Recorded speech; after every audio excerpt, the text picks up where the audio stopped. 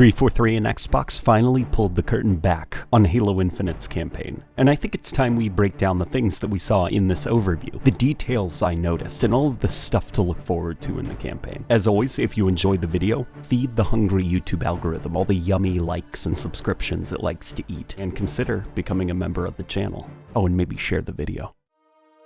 The overview begins with the voice of Cortana, Jen Taylor, setting us up with the soul of the mainline Halo games. Master Chief and Cortana, partners, defending humanity and fighting till the bitter end. In this semi-surreal scene, we see Chief holding a memory of the friend he lost, sporting a look much closer to her appearance in the original trilogy with more familiar patterns on her body, a purple coloration and data line highlights in her spiked hair. We then see some more updated shots from the game's first cutscene that we caught a glimpse of in 2019. Upgrades to how the Halo engine handled materials are instantly apparent via the pilot's protective chest plate, which I was surprised to see is actually supposed to be made out of a piece of metal. Familiar scenes play out as Jen Taylor tells us that the Banished have overtaken Halo with their new ally, the Harbinger, and are now in a position of power, with the UNSC pretty much in shambles. The Banished have set up camps all over the ring's surface, and within the ring's interiors, they are corrupting and strip mining the ancient technology that powers the rings, using it to make their war machine even more powerful. It's really bone-chilling to see these ancient halls that look ripped straight out of Halo 2 or something, but glowing a deep, angry red, covered with banished wires and technology. It's like a mechanical sickness that's infesting the ring itself. It's up to the newly awakened Chief to become the hero that we all know him to be, and for the player to drive humanity towards victory, picking up the pieces and getting our race back into a defensive point of strength. But the story starts with Chief dropping onto the ring to secure a weapon. The weapon, in fact, is the codename for what appears to be this new Cortana model that we saw earlier in the year. With the threat of the original Cortana seemingly over, her guardians in ruins, their carcasses littering the ring, the weapon has long outlived her original design to infiltrate and destroy Cortana's network. But in order to stop the Banished, Chief needs this weapon just a little longer. The campaign will be Halo's largest one yet. Last year, some of us who attended a digital briefing for the press were told things about how the game's design was inspired by levels such as the Silent Cartographer. The idea for Infinite is that these levels are more designed like large, vast play spaces, with enemy troops on patrol, encampments, ambush parties, supply lines, and many things to do and explore if you drift off the beaten path. The player is the Master Chief. If you want to beeline for the objective to beat the level, you can, but if you want to slow down, smell the roses, free some Marines, cause some sandboxing mayhem, you can do that too. The campaign levels are designed around the pacing of the player. In this encounter, we can see the player making use of an electrified grappling hook which stuns enemies as Chief is pulled towards them, before we see Chief piloting a banished Banshee as he flies through what seems to be the same location from that infamous demo last year. The valley the characters are fighting in is shrouded in darkness, but the upgrades to 343's indirect lighting and materials are clearly flexing their muscles. The increased draw distance looks amazing, and then we cut to what seems to be a semi-redo of another shot from last year. A much less plasticky Chief enters a much nicer looking Warthog as he drives through a vastly upgraded environment with less pop-in, more natural looking terrain and foliage, and even make sure to run over a banished jackal for good measure. As the player captures outposts from the Banished, it seems you will have access to armories where you can summon supplies and airdrops to take with you into the open world. Here we see Chief summon a Wasp, which is a flying UNSC air vehicle being dropped off by a flying UNSC air vehicle, which did make me laugh a little bit. Also, look at the heat waves coming off of the Pelican's thrusters, or the way it kicks up the dirt and debris around the environment as it gets closer to the ground. Chief gets into this thing, and instantly in full view we're given another sample of what 343 has been doing this last year since Halo Infinite's delay. The upgrades to their draw distance and materials look really good. That's a really good looking rock wall. The player flies the Wasp over to a banished camp, leaping out of the Wasp before anti-air takes it out, and then Chief lights up the camp's fuel reserves with a rocket launcher. Banished Jackal snipers are then seen during the night, scanning the horizon for the player with their stalker rifles. Something interesting I want to remind people is that we were told last year that the game will populate the surface of the ring with banished troops that are a bit contextual. You may see more sleeping grunts and nighttime snipers. During the day, you may see more vehicle convoys, and so on. We also get another look at the banished version of the Covenant shields, which are orange and geometric versus the Covenant's bluish white and oval shapes. We then see an updated tease of Escharum, the game's villain, who, despite still being a hologram, already looks to be sporting some upgrades to his model, with sharper textures and more detail, before the players then show a pretty classic Halo landscape, a grassy field where human Marines are battling alien forces. Yeah, that's the stuff. We then get a good look at a brute who seems pretty peeved off by something as he struggles to get a door open. In a fit of anger, the monkey lobs a piece of metal down the darkened hall, and then we see who it was that made him so mad. Halo himself. Craig then charges down the hall at the Chief with his face behind that mask noticeably twisted into a nasty snarl. Look at his nostrils flaring. Chief, of course, knocks his lights out, but my brain did notice a small graphical issue.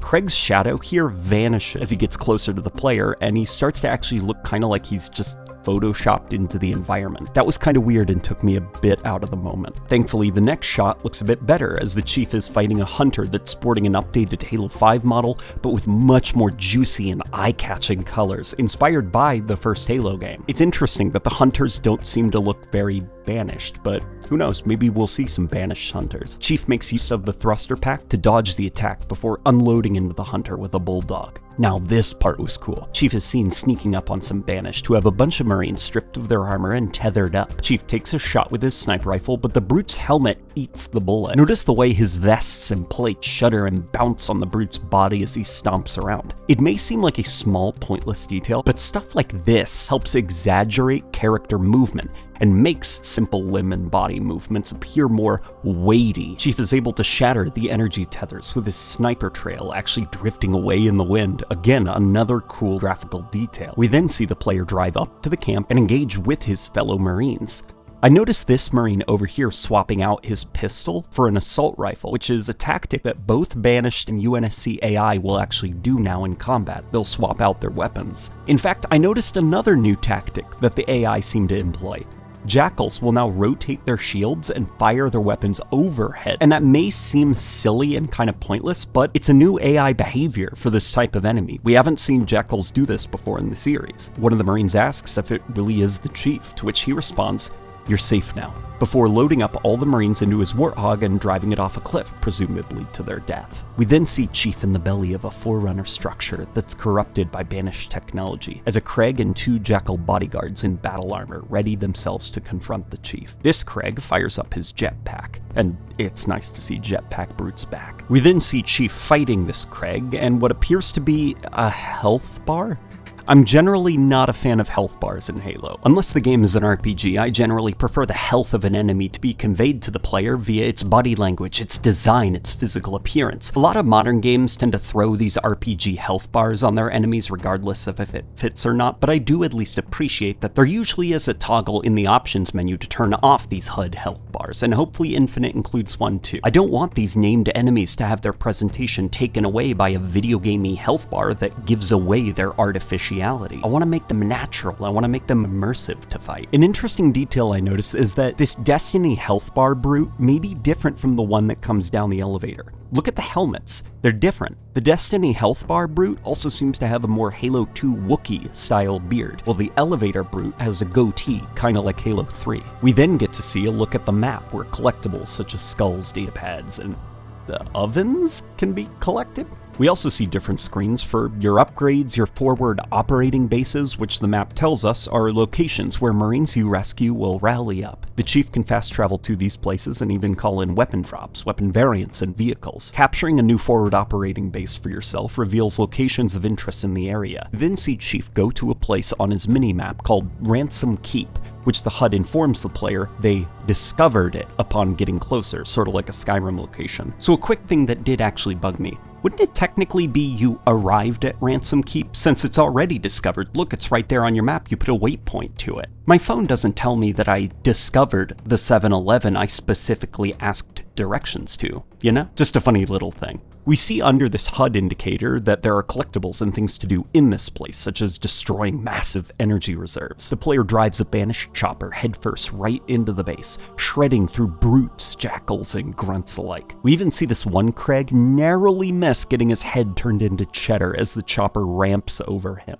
We see the player initiate a quick time event that raises these energy silos out of the ground, and might I say, the texture quality for the controls here are a bit rough, but the actual materials and shaders look extremely good, just based off of the way that these controls catch the light, the little bumps and grooves on them. I can tell exactly what the material feels like. Chief blasts the head off a banished elite, blue blood spraying from the head, before he uses his grappling hook to pull a fusion coil towards him and uses it to detonate the silo. A bit angry with all this silo destroying business, a banished soldier with an energy shield leaps from a banished phantom, which seems to be sporting a Halo 5 plasma turret, which did look a little bit out of place with all of the banished military stuff. But the banished are kind of scavengers. They probably found these Halo 5 era plasma turrets and were just like, whatever, throw it on a phantom. That is kind of the banished style. A cool detail is that due to the height and body structure of the brutes, they hold our weapons differently. Look at the rocket launcher. What humans need to rest on their shoulders due to the size, weight, and design, the brute just comfortably tucks it under his arm like it's a shotgun or something.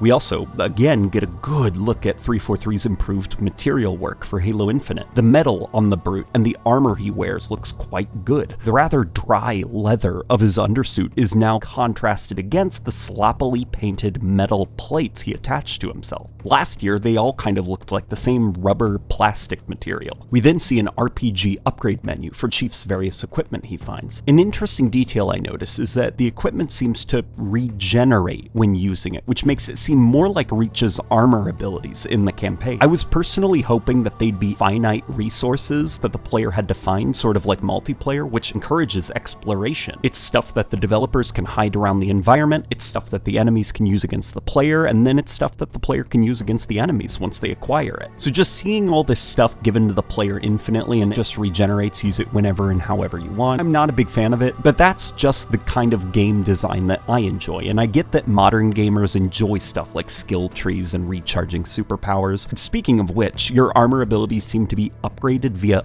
armor cores. They even cycle through available upgrades, such as cloaking after a thruster pack use. The player is able to make their way to the final silo, detonating it with a plasma grenade. And we get another good look at a banished elite that tries and fails to stop the player. The player gets their hands on a scorpion tank that's rocking its classic design again, and a cute little brute right here nopes right out of the way when he sees the scorpion coming towards him. The phantom from earlier circles back around for round 2 with the player, but with the scorpion, the phantom stood no chance. And as this little comment right here points out, yes, I'm about to compare the Phantom explosion to past Halo titles. 343 is getting there with the flashes of their explosions, but the lack of debris from this Phantom explosion compared to Phantom explosions from Halo Reach and Halo 3 makes it seem more like just a despawn visual effect more than an actual vehicle combusting from the inside out. Come on, where's the debris? In one of the most impressive moments from the overview, the player hops into a banished Banshee, taking to the orange-soaked sunset skies. They fly their Banshee high up into the air and then eject, falling towards the surface of the ring. You can see the damaged and fractured bits of the ring's surface and outer space beyond the ring. The player nails one pursuing Banshee with their skewer before using their grappling hook to hijack a fresh Banshee, kicking its pilot out of the seat, doomed to meet a grisly death on the ring below. It's one of my favorite sequences in the trailer due to the sheer scale and spectacle on display. We then see a very familiar location from last year's E3 demo, the location that gave birth to our Lord and Savior Craig.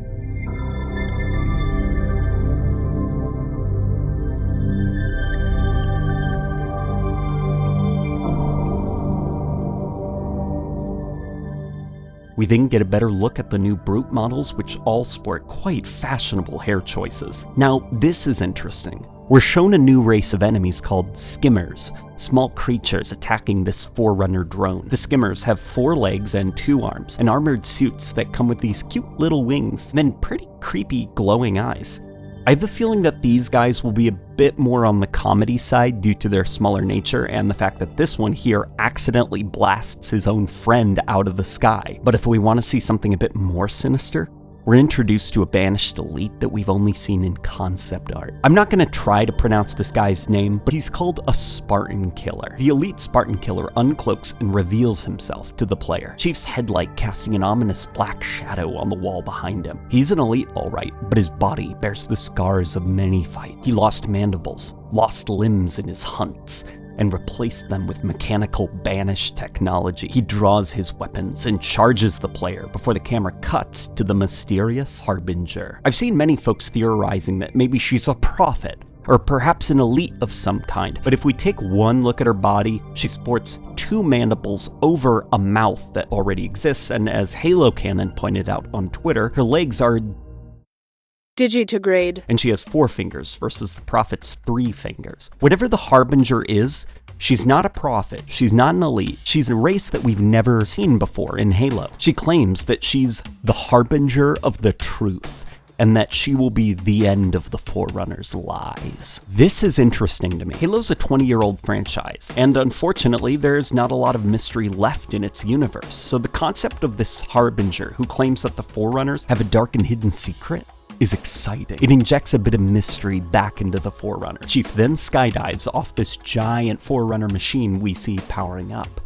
There's a bit of cutesy banter between the weapon and the pilot, and then the trailer ends. Overall, my thoughts on this overview trailer were extremely positive. I really like the narrative direction that Halo Infinite is taking us in. I've seen the concerns about the open world, Ubisofty checklisting elements, and believe me, when I saw the map pop up with collectibles, fast travel points, and the such, my initial response was, oh no. But then I considered what Halo brings to the table and how most of the classic Halo's best levels are the ones that are more open-ended and explorative. I do think a Halo with this kind of formula can work. I think Halo's combat loop and its sandbox systems are built for this kind of stuff, as opposed to some other games that try to force open world elements to work. Halo Infinite is not the classic Halo game that I want and still think can exist in the modern day. But what it does seem to be is a recontextualization of classic ideas, but with all the gameplay bells and whistles that modern gamers want games to have. The way that the equipment seems to be attached to the player and regenerates is a bit of a concern for me, for the same reasons that finite resources make the gameplay and exploration and tactical choice aspect of multiplayer more exciting. I was hoping that the campaign would have this system too, but I guess we'll wait and see how it plays out. I really like the story. I really like the voice acting.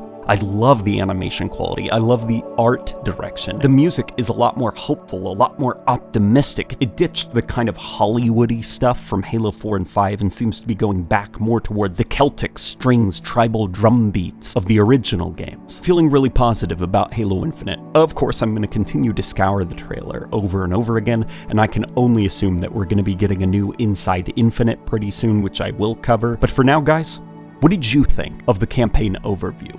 What are your thoughts? What are small things that you noticed that maybe I missed? And what did you think of the video? Let me know in the comments section below, and I'll see you guys on the next video.